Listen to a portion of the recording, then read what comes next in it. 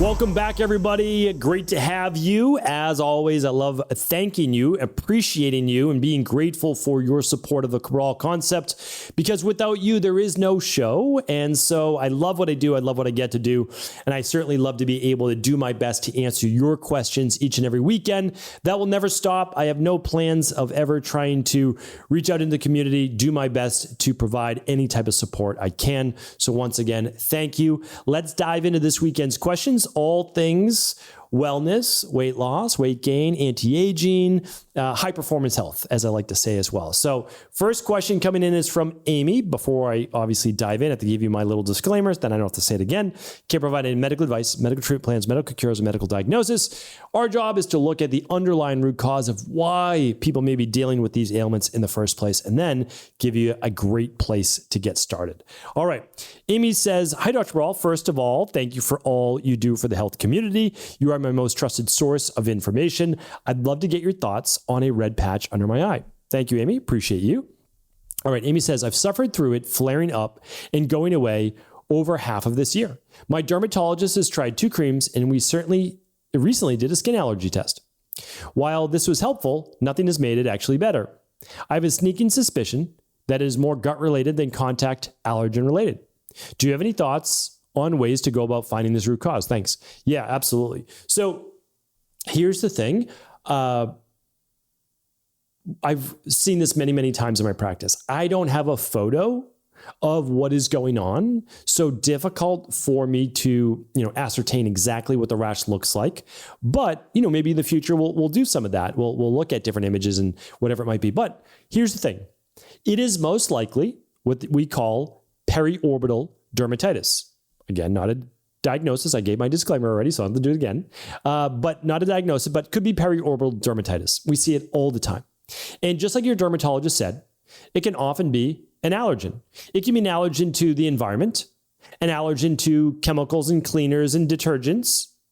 So just make sure that you haven't changed your toothpaste. Believe it or not, I've seen it with someone changing their toothpaste.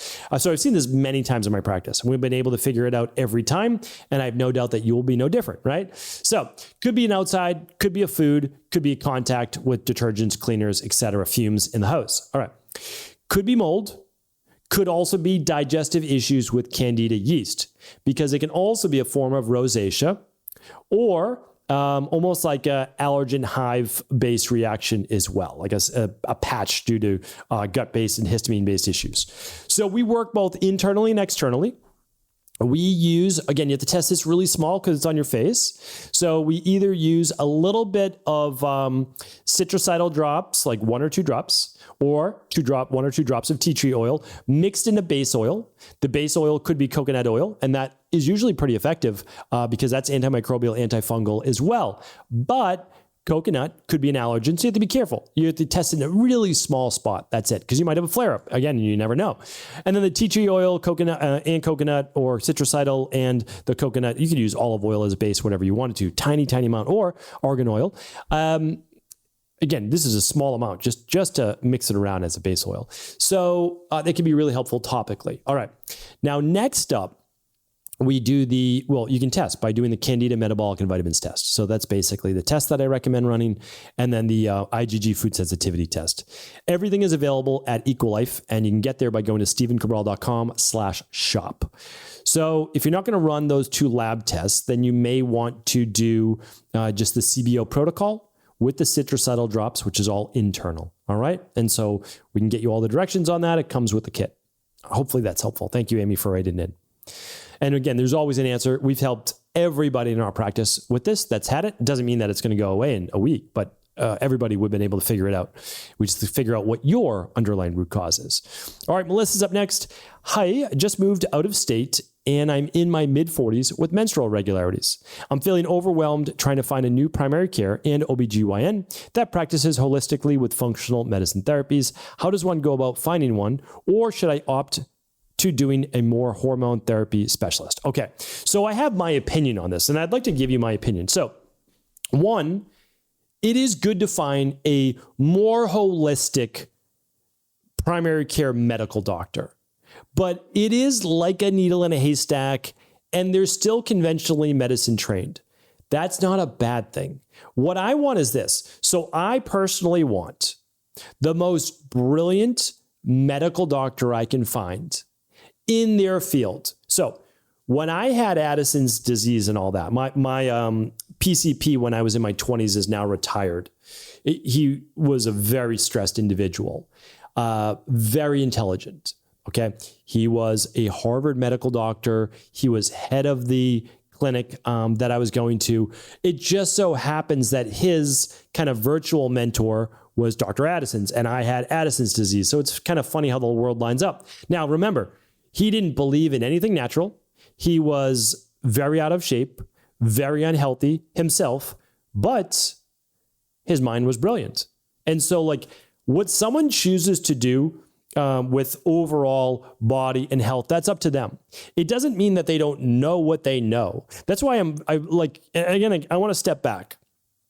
I think he handled his stress poorly, and unfortunately it affected his own health. Now, again, as someone who deeply cares about other people and their health and enjoying life, he was a very smart and I think caring individual, and I would hope that he lives a long, healthy life. Okay, here's the other part though. It's why we have to be careful online of listening to the person with the 6-pack, 8-pack abs, who's, doing things that might not necessarily be good for their insides, but it shows in the outside. Just be careful of that, right? I want someone who's looked at it from all ways. Now, having said that, this medical doctor that I went to knew all there was, and again, nobody knows all there is, but like he was up there medically. That's what I wanted. But then I also went to other practitioners, eventually my mentor, who know the most about natural health. That's what I want. So I want to spend 90% of my time with the natural health practitioner, the integrative health practitioner. And then I want to run my blood work or whatever I need to do with my PCP once a year. And if anything, if there's ever any worries, then I have them. But I don't want them to try to do both. That's my personal philosophy. You can't be the best at both. If I can look at myself and said, if I had to study all there was about pharmaceuticals and disease pathology from conventional medicine, then that would take away all of my time from studying all of the natural and root cause based modalities, right? So that's my philosophy. Okay. So get a good PCP, a little bit more holistic minded if possible, and then find a integrative health practitioner or a local naturopathic doctor. And that would be great for your natural health side of things. So, and you can also work with someone virtually. You can go to integrativehealthpractitioner.org. And you can look for a level 2 practitioner to run all your at-home lab tests, or of course you can work with my team over at Equalife. Whatever works for you. That's the goal. And then also, just as a general reminder, be very careful about going on hormone therapy. Very careful. Almost nobody talks about the downsides. Everybody talks about the upsides. Improve mood, improve muscle, improve metabolism. At the cost though of what? Right? Potential increased cancer, cardiovascular risk, and more. And a lot of times it has to do with the dosage, and they're not checking the proper dosages. So do everything you can not to do hormone therapy. And then eventually, if you do need it, then you can do the smallest possible dose to get the best possible result. But if you, again, I would go to stephencabral.com/courses. If the female hormones course looks like the right fit for you, check that out. It will tell you all about rebalancing hormones. And then, if you need to start adding in supplemental herbal-based formulas, you can. But even just in your mid-40s, you can really improve that. Plus, there's many IHP2s that can help you with transitioning through perimenopause and menopause as well. So we're always happy to help. And of course, if you just want to run one lab, it's the stress, mood, and metabolism test. It will look at all your hormones and you get a personalized plan for you as well. All right. Good question. Next up is Anonymous. Anonymous says, "Hi, Dr. C. For several mornings, I've been having a weird, somewhat sour chemical taste in my mouth. I believe this is due to my chronic constipation, as my bowel movements are often incomplete, and any subsequent movements I have after my first one will smell more strongly of this sour chemical taste. I wake up with it in my mouth. My urine will have this smell as well. It does not smell of feces, just sort of chemically. I also have a lot of pain in my right in my area right below the sternum, and it seems to be chronic. It only reduces with more bowel movements I have. I'm already taking many magnesium supplements, motility activators, TUDCA, and Marilax, but I still find myself in these situations quite often. My stomach will often make high-pitched squealing sounds as if I'm straining. Okay, so certainly we've got a lot of digestive-based issues going on here. Again, no diagnostics. What I would do, plain and simple, I would run what's called the gut bundle, the big three. It'll run your food sensitivities from an IgG perspective, Candida metabolic and vitamins test for yeast and bacteria, and then the bacteria and parasite stool test for potentially parasites, H. pylori, and bacterial overgrowth. We need to fix this. It could be everything from low stomach acid to bile backed up, gallbladder-based issues. It could be slow bowel motility, which it certainly sounds like, and this could be bacterial built up, or it could be an issue of other, like what is the other chemicals that could be entering your body. Now, the nice thing is I've done a bunch of shows on the metallic taste in your mouth and much more. So episode 3217, my friend, I would love you to check out. That's, again, StephenCabral.com/3217, why people get a metal or chemical taste in their mouth. I think that will be helpful. And is there one more that I would add to that? I'd start there. And then I have lots of shows on constipation, because a much easier way to deal with constipation is alkalizing vitamin C upon waking, calming magnesium before bed, and then using psyllium husk once or twice a day at about 5 grams. You can put it in your smoothie if you'd like. All right. It's more natural. That's the truth. But again, you don't want to just get the bowels moving. You want to figure out why they're also not moving. And usually it's a gut bacterial imbalance. There's a dysbiosis that we can fix. All right, Lynn is up. I think she is our last question for the day, but maybe not, so we'll see. Hello, and thank you for all that you do for all of us. Thank you, Lynn. Appreciate that. I'm trying to understand why I tend to get benign growths such as lipomas. I also have a lump on my breast that has been there since I was 20. I'm 52 and I've gone through menopause and thought it would dissipate after the estrogen levels dropped so dramatically. I also have had hyperparathyroidism, another growth. Finally, I have a lymph node that feels like a tiny hard nodule on my neck at the top near the ear. I've been taking proteolytic enzymes. I'm not overweight, exercise daily, eat a very clean diet. I would greatly appreciate any advice. Thank you. Sorry, I forgot to mention that I listened to previous house calls and have tried all those things.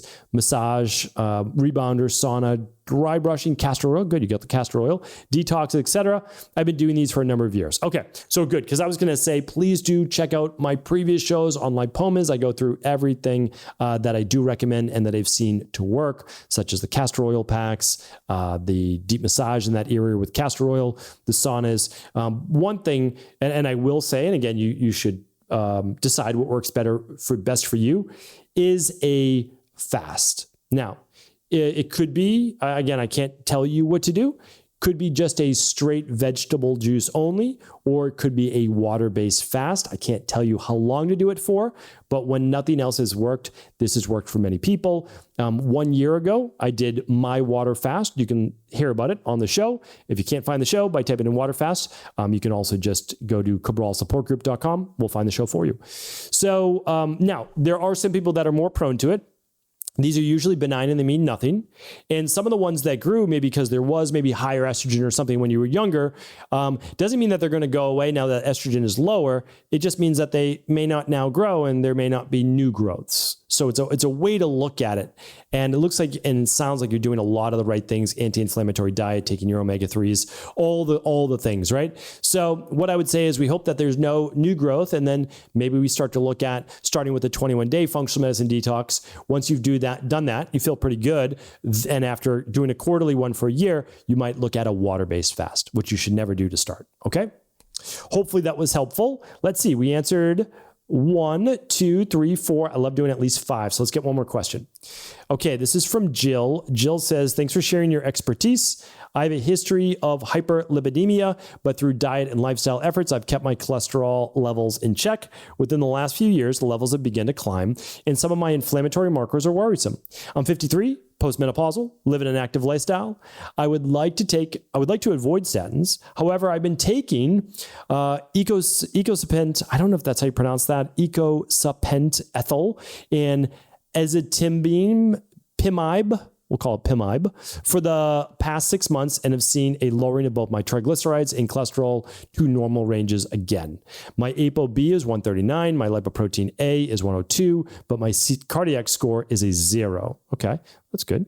Where do I go from here? Is there any other testing I should consider to understand if I need to continue these medications, such as a CT angiogram? Okay, so what I want to share with you is this. The 2 medications you're taking are typically for elevated triglycerides. I don't know if yours were elevated in the past. And the other one is a statin-like, which will help with lowering cholesterol. All right. Again, not my expertise is not in pharmaceuticals, but I have to know about many of these pharmaceuticals because the wellness clients that I see in my practice may be taking them. Okay. So here's the thing. If your cholesterol markers were typically fine, but maybe they started to increase now that you are postmenopausal, we need to look at 2 things: lower estrogen levels and potentially lower thyroid. Both of those women should know about, but they're never told about these by their doctors, can raise their cholesterol numbers postmenopause. Okay. So what I would like you to do is, whenever possible, run the Big 5. But if you can't run the Big 5, run the stress, mood, and metabolism test. Again, you can find this just by going to stephencabral.com/shop. Then if we have TSH over 2 or estrogen at like less than, call it 0.7, then we'll use estrogen support and we'll use daily thyroid support while lowering elevated evening cortisol, if there is elevated evening cortisol, improving sleep, and then just making sure, are you getting 150 minutes of exercise per week as well? I know it sounds like a lot, but it's 30 minutes, 5 days a week, cardiovascular wise, to help with this vascularity based issue. And again, you might be one of those people where everything is good. The arteries don't get inflamed. You didn't mention homocysteine. You want your homocysteine below a 9.5. And if you did a calcium score and it's less than a 10, you're doing really well. So this may not affect you as much as it affects others. That's why I like people to get the full picture. And if they're really, really worried, they can run what's called the Clearly heart exam, which is essentially, now they do use dye. I don't love that part of it, I know. But if you want to look at a 3D AI image of your arteries and if they're getting blocked or not, it's something to do. You could also just run a very inexpensive ultrasound, which is like $250 at most of these Lifeline-based clinics. And you get to look at your carotid artery, heart-based arteries, coronary, and you get to look at the peripheral artery down near the calf. So hopefully that was helpful. Thank you, Jill. Thank you, everybody, for writing in. I appreciate you, and I'll be back tomorrow answering more of our Cabral House Calls. Thanks so much for tuning into today's show. Before you go, don't forget to hit that subscribe button. I want to make sure that you're getting our daily content, not missing out on anything functional medicine, wellness, weight gain, weight loss, anti-aging, living longer, stronger, and all of the most cutting-edge research. And if there's any topics you want to hear, feel free to leave them in the comments below. Take care.